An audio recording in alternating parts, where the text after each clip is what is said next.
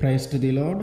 ఈరోజు దేవుడు మనకిచ్చినటువంటి వాగ్దానం ఏంటంటే సంఖ్యాకాండము 12వ అధ్యాయము 8వ వచనం. నేను గూఢభావములతో కాదు, దర్శనమిచ్చి ముఖాముఖిగా అతనితో మాట్లాడుదును. ఆమెన్.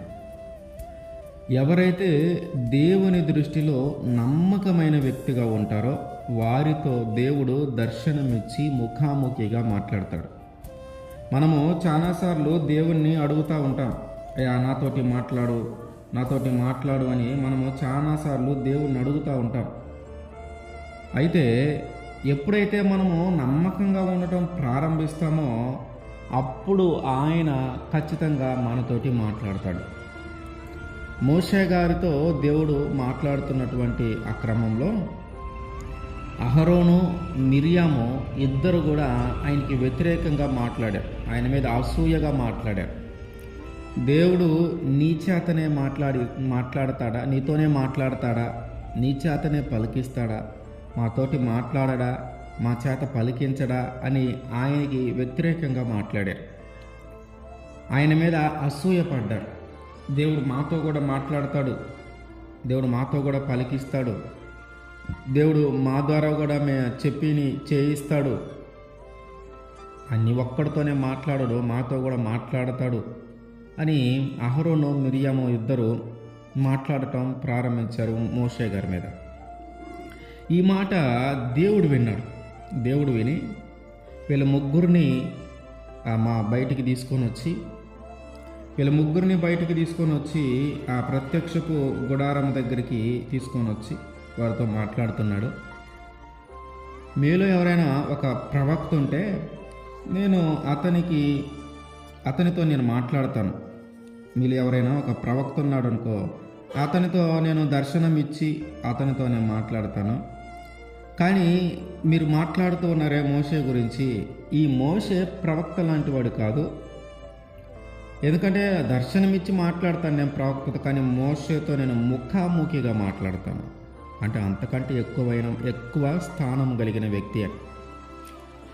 మీలో ఎవరైనా ప్రవక్త ఉంటే ఆ ప్రవక్తతో నేను దర్శనమిచ్చి, ఇదిగో నాన్న ఇట్లా జరగబోతుంది, ఇది చేయాలి, ఎక్కడ ఇట్లా జరగబోతుంది నువ్వు తెలియజేయి, ప్రజలకు ప్రకటించని చెప్తాను.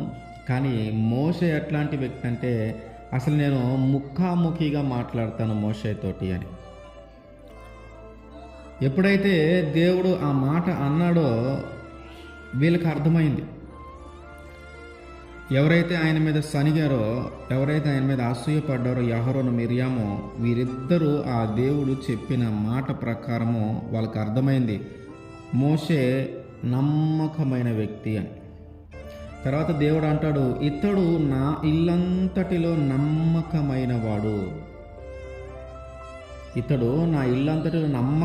వాడు కనుక గూఢభావాలతో కాదు, దర్శనమిచ్చి ముఖాముఖిగా నేను మాట్లాడతాను మోషేతో.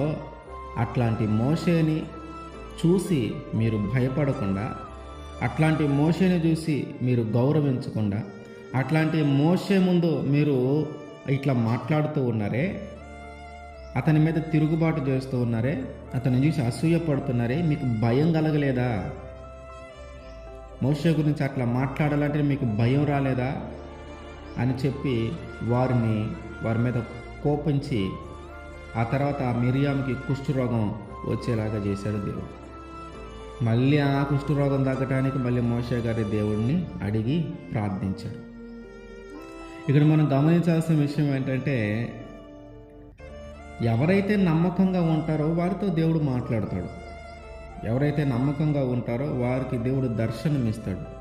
ఎవరైతే నమ్మకంగా ఉన్నారో ఆయన దృష్టికి అనిపించిందో, ఆయన దృష్టిలో ఎవరైతే నమ్మకమైన వ్యక్తులైన ఆయన అనుకుంటూ ఉన్నాడో వారితో అవసరమైతే ముఖాముఖిగా మాట్లాడతాడు దేవుడు.